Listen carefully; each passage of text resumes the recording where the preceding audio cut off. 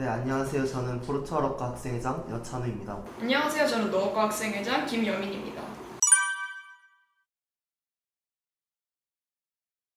외대 학생사회를 사랑하는 구성원 중 한 명으로서 서양어대 학우들을 대표하여 좋은 인터뷰 기회가 있다고 해서 여기 나와서 출연하게 되었습니다.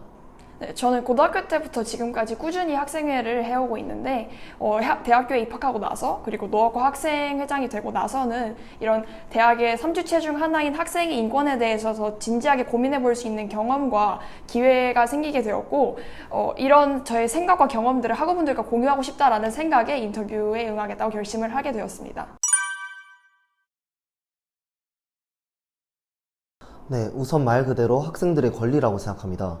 네, 정말 많은 권리가 있겠지만 저는 그 중에서도 가장 중요하게 여러분이 생각하는 저희가 학습권, 그리고 저희가 이 학교 시설을 전부 이용할 수 있는 권리, 그리고 나아가서 학생 자치를 위해 활동하는 자치활동권, 그리고 마지막으로 모든 학우들이 어떠한 경우에서도 차별받지 않을 권리와 모두가 평등하게 대우받을 권리가 존재한다고 생각합니다. 학생은 학교에 중요한 결정 사항이 있을 때 일관적인 스탠스로 학생들의 의견을 객관적으로 전달하기란 어렵습니다. 이에는 다양한 요인이 작용을 한다고 생각을 하는데요. 학생이 약 4년 동안 잠깐 학교에 머무르고 떠난다는 점에서 다른 의견 주체들보다 빨리빨리 지나간다는 점이 있고, 의견 주체들 중에 가장 인원이 많기 때문에 너무나 다양한 의견들이 존재할 때 정확히 어떤 목소리를 반영해야 할지 어려울 뿐더러 학생의 인권에 관심을 가지는 학우분들이 제한적이라는 이유가 있을 것 같습니다. 심지어 코로나 사태를 겪으면서 본래 학교와 학생회가 가지고 있는 현장감을 전달하는 맥이 끊기면서 학생 의견 부각의 방식이라든지 이전에는 어떻게 대응하였는지에 대한 선배에서 후배로의 정보 전달도 많이 줄어들었다고 생각을 하는데요. 결국 외대에서의 학생 인권은 상당히 불안정한 위치에 있다고 생각합니다. 이는 물론 외대만의 문제는 아니겠죠. 그래서 그만큼 이런 학생들의 인권이 보존되기 위해서는 현재 인권이 불안정한 만큼 학교의 결정 사항에 대해서 학생들의 능동적인 비판과 검토가 필수적이라고 생각합니다. 세 주체의 의견이 조화롭게 이루어져야지 한쪽으로 치우쳐진 결정이 이루어지지 않을 수가 있고, 그래야 더 민주적인 학교가 만들어질 수 있기 때문이죠. 학교를 오래 다닌 것은 아니지만 뭔가 부합하지 않았던 상황이 떠오르는데요. 여러분도 모두 필수 교양으로 미네르바가 있는 것을 알고 계실 건데요. 저는 제 친구들의 사례를 통해서 말씀드리도록 하겠습니다. 저희 친구들이 미네르바의 세부 성적이 궁금하여 성적 정정 요구가 아니었음에도 메일을 보내서 교수님께 질의를 하였는데요.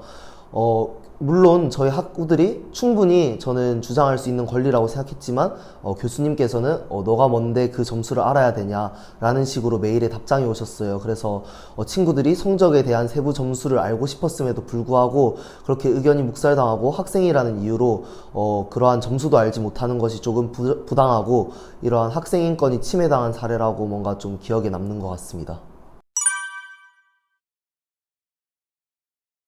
학생 인권이 존중받지 못한 것이라고 하면 학생들 전체의 의견, 목소리가 존중받지 못한 사례에 대해서 말씀을 드리면 될 것 같은데요.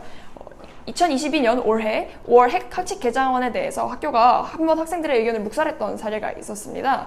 유사중복학과 통합 관련해서 많은 설문조사를 통해 밝혀진 바에 따르면 학생들이 그런 유사중복학과 통합 자체에 반대를 하시는 학우분들은 그렇게 많지 않았지만, 이렇게 학교와 학생들 간의 원만한 소통이 이루어지지 않은 상태에서 학교가 일방적으로 이러한 학칙 개정안을 조금 일방적으로 행하려고 하는 그런 태도에 대해서 학생들이 많은 불만을 가지게 되었는데요. 이에 대해서 학생들이 노숙농성, 플래깅 등의 방법을 통해서 학생들의 의견을 학교에 전달하려고 하였지만 이때도 학교는 학생들의 의견을 듣지 않았습니다. 결국 학생들은 더욱더 강력한 방법을 통해서 학생들의 의견을 전달하기 위해서 학평의회의에서 점거를 진행하였고 결국 학칙 개정안은 미뤄지게 되었죠. 당시 점거를 할 때 400명이 넘는 인원이 한자리에 모이게 되었었는데요. 그런 인원을 한자리에 갑자기 모이게 하는 것이 학생의 임원으로서 결코 쉬운 일이 아니었다고 말씀드리고 싶습니다. 학우분들의 소중한 시간을 사용하기 위해서는 학우들의 의견이 어떤 방식으로 어느 부분에서 침해되고 있고 학우들의 참여가 어떤 변화를 일으킬 수 있는지에 대한 정확한 논리와 설명이 필수적이죠. 그리고 당시 점거를 기획하던 학생회는 어떻게 해서 점거를 기획할 것이고 어떤 주장을 해서 사람들을 모을 것이며 우리의 의견을 더 효율적으로 전달하기 위한 어떤 워딩을 사용할 것인가에 대한 고민을 밤새 했던 기억이 있습니다. 이런 방법을 통해서 학생 권리를 찾기 위해 노력했죠.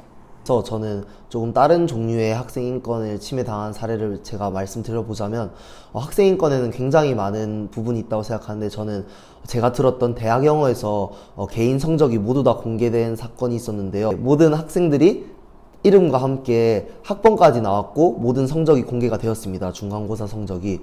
이를 통해서 물론 저는 되게 이런 거에 담담할 수 있지만 다른 분들 중에서는 되게 민감한 분들도 있을 거고 또 개인의 정보가 다 드러난 사건이기 때문에 이것 또한 조금 학생 인권이 침해당한 사례가 아닌지라는 생각이 들어서 말씀드리게 되었습니다.